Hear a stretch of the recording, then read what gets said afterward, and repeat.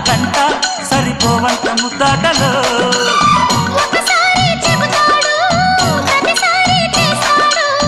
అంటూనే చీపాడు అందంతో రాపాడు